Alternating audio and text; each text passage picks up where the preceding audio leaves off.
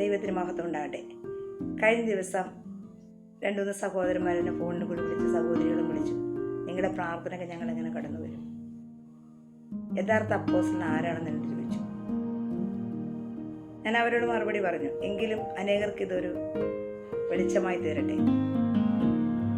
എനിക്ക് എൻ്റെ ദൈവം ഇന്ന് എന്നോട് സംസാരിച്ചതായ ചില ചിന്തകൾ നിങ്ങളുമായി ഞാനൊന്ന് പങ്കുവെക്കട്ടെ. മത്തായിയുടെ സുവിശേഷം 16-ാം അധ്യായം അതിന് 24-ാം വാക്യം. പിന്നെ യേശു ശിഷ്യന്മാരോട് പറഞ്ഞത്, ഒരുത്തൻ എൻ്റെ പിന്നാലെ വരുവാൻ ഇച്ഛിച്ചാൽ തന്നെത്താൻ രക്ഷിച്ച് തൻ്റെ ക്രൂശെടുത്ത് എന്നെ അനുഗമിക്കട്ടെ.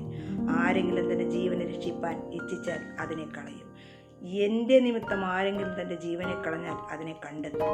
ഒരു മനുഷ്യൻ സർവ്വലോകവും നേടിയിട്ടു തൻ്റെ ജീവനെ നഷ്ടപ്പെടുത്തിയാൽ അവന് എന്തു പ്രയോജനം? അല്ല, തൻ്റെ ജീവനെ വീണ്ടുകൊള്ളുവാൻ മനുഷ്യൻ എന്തു മറുവില കൊടുക്കും? മനുഷ്യപുത്രൻ തൻ്റെ പിതാവിൻ്റെ മഹത്വത്തിൽ തൻ്റെ ദൂതന്മാരുമായി വരും. അപ്പോൾ അവൻ ഓരോരുത്തർക്കും അവനവൻ്റെ പ്രവൃത്തിക്ക് തക്കവണ്ണം പകരം നൽകും. ഇതാണ് ദൈവത്തിൻ്റെ വചനം നമ്മളെ പഠിപ്പിക്കുന്നത്. ഒരുത്തൻ യേശുവിൻ്റെ പിന്നാലെ പോകുവാൻ ഇച്ഛിച്ച ഒരാഗ്രഹം, തൻ്റെ ക്രൂശെടുത്ത് ക്രൂശ് ഇന്നാർക്കും വേണ്ട. ക്രൂശ് കഷ്ടതയാണ്. ഇന്ന് കഷ്ടത ആർക്കും വേണ്ട. അതാ ഒരുത്തൻ കഷ്ടതയിൽ ജീവിച്ചാൽ അവനത് ശാപമാണ്. പറയുന്നതാണ്, ഒരു വീടില്ലെങ്കിൽ അത് ശാപമാണ് എന്നാണ് പറയുന്നത്. എൻ്റെ കർത്താവ് ഭൂമിയിൽ വന്ന് ഒന്നും നിക്ഷേപിച്ചില്ല. യേശുവിൻ്റെ ശിഷ്യന്മാരും അതുപോലെ തന്നെ ഭൂമിയിൽ ഒന്നും അവർ ഉണ്ടാക്കിയില്ല. അവർക്ക് വന്നതായ ഭവിഷ്യത്തുകളെല്ലാം നമ്മൾ ബൈബിൾ വായിക്കുന്നുണ്ട്. പറഞ്ഞു തരേണ്ട ആവശ്യമില്ല, ബൈബിളിലുണ്ട്. അവരെല്ലാം രക്തസാക്ഷികളായി. അവരൊന്നും നേടിയില്ല, ഭൂമിയിൽ ഒന്നും നേടാതെയാണ് അവർ ജീവിച്ചത്. ഇവിടെ അടുത്തൊരു വചനം ഞാനിവിടെ വായിക്കാം. അപ്പോസ്തല പ്രവൃത്തി 2-ാം അധ്യായം അതിൻ്റെ 43. എല്ലാവർക്കും ഭയമായി അപ്പോസ്തലന്മാരാൽ ഏറിയ അത്ഭുതങ്ങളും അടയാളങ്ങളും നടന്നു. വിശ്വസിച്ചവർ എല്ലാവരും ഒരുമിച്ചിരുന്ന് സകലവും പൊതുവക എന്നെണ്ണുകയും ജന്മഭൂമികളും വസ്തുക്കളും വിറ്റ് അവനവന് ആവശ്യമുള്ളതുപോലെ എല്ലാവർക്കും പങ്കിടുകയും ഒരുമനപ്പെട്ട് ദിനംപ്രതി ദേവാലയത്തിൽ കൂടി വരികയും ചെയ്തു. ദിനംപ്രതി എല്ലാം പൊതുവക എണ്ണി, ഇത് നിന്റെ സ്വത്ത്, ഇതെൻ്റെ സ്വത്ത്, എൻ്റെ ദൈവം, നിൻ്റെ ഒന്നും പറഞ്ഞില്ല. എല്ലാം പൊതുവക എണ്ണി കൊണ്ടുവന്ന് അവരെല്ലാവരും ഒരുപോലെ പങ്കിട്ടെടുത്തു. അവിടെ അപ്പോസ്തലന്മാരുടെ കാലിൽ കീഴിൽ കൊണ്ടുവന്ന് വെച്ചപ്പോൾ അവർ ഇവിടെ ഒരു പോക്കറ്റ്, ഇവിടെ ഒരു പോക്കറ്റ്, ഇവിടെ ഒരു പോക്കറ്റ്, ഇവിടെ ഒരു പോക്കറ്റ് ഒന്നും പറഞ്ഞില്ല. അവരെല്ലാവർക്കും പങ്കിട്ട് കൊടുത്തു. യഥാർത്ഥ അപ്പോസ്തലന്മാരതാണ്. മറ്റുള്ളവരുടെ വേദന കണ്ട് മനസ്സലിയുന്നതാണ്. ഞാനൊരു മിനിസ്റ്റർ പ്രവർത്തനം ചെയ്യുന്നൊരു വ്യക്തിയാണ്. ഞങ്ങൾക്ക് കൊച്ചിൻ പെന്തക്കോസ്ത് ഐക്യ കൂട്ടായ്മ എന്ന് പറഞ്ഞൊരു കൂട്ടായ്മയുണ്ട്. അതിനകത്ത് ദൈവദാസന്മാർ വിധവകൾക്ക് ഒരു കിറ്റ് കൊടുക്കും. ഇത് പറയണമെന്ന് എൻ്റെ മനസ്സിൽ ഉണ്ടായി. ഒരു പക്ഷേ ദൈവദാസന്മാർ പറഞ്ഞത് ആരോടും നമുക്ക് അറിയിക്കേണ്ട, രഹസ്യമായി ചെയ്യാമെന്ന്. പക്ഷേ ഇത് പറയണം എനിക്ക്, കാരണം നിങ്ങളൊന്നും കൊടുക്കുന്നില്ല എന്നാണ് അവരെന്നോട് വാദിച്ചത്. നിങ്ങളൊന്നും ചെയ്യുന്നില്ല. പ്രിയ സഹോദരന്മാരെ, കൊടുക്കുന്ന ദൈവദാസന്മാരുണ്ട്. രഹസ്യമായി ചാരിറ്റി പ്രവർത്തനം ചെയ്യുന്ന ദൈവദാസന്മാരുണ്ട്. യുപിയിലും അതുപോലെ മഹാരാഷ്ട്രയിലൊക്കെ പോയി കർത്താവിൻ്റെ വേല ചെയ്ത് അടിയും തൊഴിയും ജയിലറയിൽ പോലും കിടക്കുന്ന ദൈവദാസന്മാരുണ്ട്. അവരെയൊക്കെ നമ്മൾ കാണാതെ പോകരുത്. അവർക്ക് വേണ്ടി നമ്മൾ പ്രാർത്ഥിക്കേണ്ടത് ആവശ്യമാണ്. യേശുവിൻ്റെ കൂടെ 12 ശിഷ്യന്മാരിൽ ഒരു ജൂതനുണ്ടായി. പണസഞ്ചി അവൻ്റെ കയ്യിലായിരുന്നു. ആ ഒരു ജൂതനെ കണ്ട് എല്ലാവരും തള്ളാൻ പാടില്ല. ഇതിപ്പോൾ ഒരു ജൂതയല്ല, ഒരെണ്ണമല്ല, പല സ്ഥലത്തു നിന്നും പൊങ്ങി വരുന്നുണ്ട്. ഇത് നമ്മൾ കണ്ട് ഭയപ്പെടേണ്ട. കർത്താവ് പറഞ്ഞിട്ടുണ്ട്, അവസാന സമയത്ത് ആരും നിങ്ങളെ തെറ്റിക്കരുത്, ഞാനാണെന്ന് പറഞ്ഞു വരും. ഇപ്പോൾ അവിടെ അത്ഭുതം, ഇവിടെ അത്ഭുതം നടക്കുന്നുണ്ട്. പക്ഷേ നിങ്ങൾ ചഞ്ചലപ്പെട്ടു പോകരുത്. ദൈവത്തിൻ്റെ വരവിൻ്റെ ലക്ഷണമാണ് ഈ കാണിക്കുന്നത്. അല്ലെങ്കിൽ ദൈവത്തിൻ്റെ വചനം പോഷണമെന്ന് വിചാരിക്കും.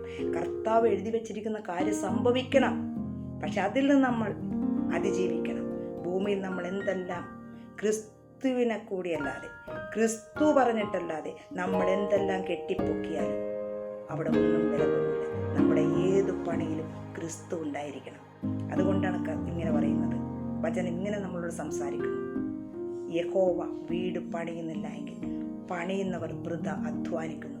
യഹോവ പട്ടണം കാക്കുന്നില്ലെങ്കിൽ കാവൽക്കാർ വൃഥ ജാഗരിക്കുന്നു. ഒരുവൻ ക്രിസ്തുവിലായാൽ അവൻ പുതിയ സൃഷ്ടിയായി. പഴയത് കഴിഞ്ഞുപോയി. നമ്മുടെ പഴയ പാരമ്പര്യം, അതുപോലെ പഴയ ആ ഈഗോ എന്നുള്ള ഭാവം എല്ലാം കഴിഞ്ഞൊരു പുതിയൊരു സൃഷ്ടിയായിട്ട് വന്നു. ഇതങ്ങനെയല്ല. ഇന്ന് ലോകം പോകുന്നത് അങ്ങനെയല്ല. 8 കോടിയുടെ ചർച്ച് എന്നെ വിളിച്ച് പലവരും. 8 കോടിയുടെ ചർച്ച്. എന്തിന് 8 കോടിയുടെ? അവിടെ എത്രയോ വിധവമാരുണ്ട്, എത്രയോ പാവപ്പെട്ടവർ എത്രയോ പേരുണ്ട്. ആർക്കെങ്കിലും ചെയ്യുന്നുണ്ടാന്ന് എനിക്കറിയില്ല. ചിലപ്പോൾ ചെയ്യുന്നുണ്ടായിരിക്കാം. ചെയ്താൽ നല്ലത്. ഞാൻ പറയുകയാണ്, ഞങ്ങളൊക്കെ പ്രവർത്തനത്തിന് പോകുമ്പോൾ ഒരു നേരത്തെ ആഹാരമില്ലാതെ ഒരുപാട് ഭവനങ്ങൾ ഞങ്ങൾ കയറിയിട്ടുണ്ട്. ഇന്നും പാവപ്പെട്ടവരുണ്ട്. നമ്മളത് കാണാതെ പോകരുത്. കൊടുക്കുന്ന ദൈവദാസന്മാരുണ്ട്. അവരുടെ കയ്യിൽ നിന്ന് അവരധ്വാനിച്ച് കിട്ടുന്നതിലൊരു ഓഹരി കൊടുക്കുന്ന ദൈവദാസന്മാരുണ്ട്. ഇല്ലെന്ന് ഞാൻ ഒരിക്കലും പറയില്ല. എൻ്റെ കണ്ണുകൊണ്ട് ഞാൻ കണ്ടിട്ടുണ്ട്. അവരെയല്ല ഞാനീ പറയുന്നത്. ഒരു സ്ഥലത്ത് ഞാനിങ്ങനെ ഒരു വീഡിയോ കണ്ടു. എത്ര കോടി വേണം? 8 കോടി വേണം. അപ്പോൾ ജനത്തിലിങ്ങനെ നോക്കിയിട്ടും പറഞ്ഞു, ഈ 8 കോടി ഇവരുടെ കയ്യിലുണ്ട്. ഇവർ തരും. ഒരു മാസത്തെ ശമ്പളം കൊടുക്കുക, കുട്ടികളുടെ ഫീസ്, കുടുംബ ചെലവ്, വാടക കൊടുക്കാനുണ്ടെങ്കിൽ വാടക. എന്തെല്ലാം ബുദ്ധിമുട്ടിലാണോ ഒരു വിശ്വാസി ദൈവസന്നിധിയിൽ കടന്നു വരുന്നത്. നമ്മ സ്വന്തമായി ചെയ്യുന്നതാണ് ഏറ്റവും വലിയ വില. ചോദിച്ചല്ല, സ്വന്തമായി ദൈവം നമ്മളോട് ഇടപെടുമ്പോൾ ചെയ്യുന്ന പ്രവൃത്തിയാണ് ദൈവത്തിനുള്ള പ്രസാദം. മറ്റുള്ളവരെ കൊണ്ട് ചോദിച്ച് മേടിക്കുന്നതല്ല. അതുകൊണ്ട് ഞാനീ പറയുന്ന വാക്ക് കേൾക്കുന്ന സഹോദരിമാരെ, നിങ്ങൾ മറ്റുള്ളവരുടെ കണ്ട് നിങ്ങൾ പ്രാർത്ഥനയിൽ കടന്നു വരാതിരിക്കരുത്. നമ്മൾ ക്രിസ്തുവിലേക്ക് നോക്കുക. നീ വിശ്വസിച്ചാൽ നീയും നിന്റെ കുടുംബം രക്ഷപ്പെടും. അത് ദൈവത്തിൻ്റെ വചനമാണ്. മറ്റുള്ളവരെ നോക്കിക്കൊണ്ട് നിനക്ക് ദൈവരാജ്യം നിന്റെ നഷ്ടപ്പെട്ടു പോകരുത്. നമ്മൾ ഇന്നല്ല നാളെ നമ്മൾ ഈ ഭൂമിയിൽ നിന്ന് മരിച്ചു പോകും. നമുക്കൊരു നിത്യമായൊരു ദൈവരാജ്യം വേണമെങ്കിൽ ആ കർത്താവിനെ സ്വന്തം രക്ഷിതാവും കർത്താവുമായി സ്വീകരിച്ച് ജീവന്റെ പുസ്തകത്തിൽ പേരെഴുതണം. ജീവന്റെ പുസ്തകത്തിൽ പേരെഴുതാത്ത ഏവനെയും ഞാൻ തീപ്പോയിൽ തള്ളിയിടും. ഇത് 2ാമത്തെ മരണം. അപ്പം നമ്മുടെ ജഡത്തിലൊരു മരണം കഴിഞ്ഞ് ആത്മാവിലും മരണം സംഭവിക്കണേ. ജീവന്റെ പുസ്തകത്തിൽ പേരെഴുതി കാണണം. അതാണ് ഈ നാളുകളിൽ കർത്താവ് ആഗ്രഹിക്കുന്നത്. മറ്റുള്ളവരുടെ നോക്കി നിന്റെ വിശ്വാസം പോയി പോകരുതേ എന്ന് ഞാൻ നിങ്ങളോട് പറയുകയാണ്. യഥാർത്ഥ അപ്പോസ്തലന്മാർ അങ്ങനെയല്ല. എല്ലാം വെടിയുന്ന മനോഭാവം. ഞങ്ങളിൽ ആരാണ് വലിയവനെന്ന് ചോദിച്ചപ്പോൾ യേശു പറഞ്ഞു, വലിയവനാകാൻ ആഗ്രഹിക്കുന്നവൻ സർവർക്കും ദാസനായി തീരട്ടെ. ഒരാളും വലിയവനല്ല. നമ്മുടെ നല്ല ഇടയൻ കർത്താവ് യേശു ക്രിസ്തുവാണ്. നമ്മുടെ നല്ല ഇടയൻ. കർത്താവ് മാതൃക വെച്ചു പോയി. എങ്ങനെ ജീവിക്കണമെന്ന് കർത്താവ് മാതൃക വെച്ചുപോയി. ഉന്നതം പിടിഞ്ഞ് സ്വർഗം പിടിഞ്ഞ് ഭൂമിയിൽ താഴ്ന്ന ഭൂമിയിലേക്ക് താഴ്ന്നു വന്ന് നമ്മുടെ ഇടയിൽ പാർത്തു. കർത്താവ് തലചായ്പാൻ സ്ഥലമില്ലായിരുന്നു. മരിച്ച സമയത്തും തലചായ്പാൻ സ്ഥലമില്ലാതെ സ്വന്തം തോളിൽ തല വെച്ച് മരിച്ചു. നമ്മുടെ കർത്താവ് നമ്മൾക്ക് വേണ്ടി അവസാനത്തെ തുള്ളി രക്തം വരെയും നമ്മൾക്ക് ഊറ്റിത്തന്ന കർത്താവാണ് നമ്മുടെ ദൈവം. ആ ദൈവത്തെ ഈ നാളുകളിൽ ആത്മാർത്ഥമായി സ്നേഹിച്ചു പ്രാർത്ഥിച്ചു പോകണമെന്ന് ഞാൻ നിങ്ങളോട് പറയുകയാണ്. മറ്റുള്ളവരുടെ നോക്കി ആരും നമ്മുടെ ദൈവരാജ്യം സ്വർഗരാജ്യം നഷ്ടപ്പെടുത്തി കളയരുതേ എന്ന് പറഞ്ഞുകൊണ്ട് എൻ്റെ വീഡിയോ ഞാനിവിടെ നിർത്തുന്നു. എൻ്റെ ഫോൺ നമ്പർ ഞാൻ എൻ്റെ താഴെയിൽ കൊടുക്കുന്നുണ്ട്. ആർക്കെന്തെങ്കിലും പറയാനുണ്ടെങ്കിൽ അതെന്നെ ഫോൺ ചെയ്ത് എന്നെ വ്യക്തിപരമായിട്ട് എന്നോട് സംസാരിക്കണമേ എന്ന് പറഞ്ഞുകൊണ്ട് എൻ്റെ ഈ സന്ദേശവും ഈ വീഡിയോ ഇവിടെ നിർത്തുന്നു. ഈ വചനങ്ങളാൽ ദൈവം നമ്മൾ ഓരോരുത്തരെയും അനുഗ്രഹിക്കട്ടെ എന്ന് പ്രാർത്ഥിച്ചു നിർത്തുന്നു.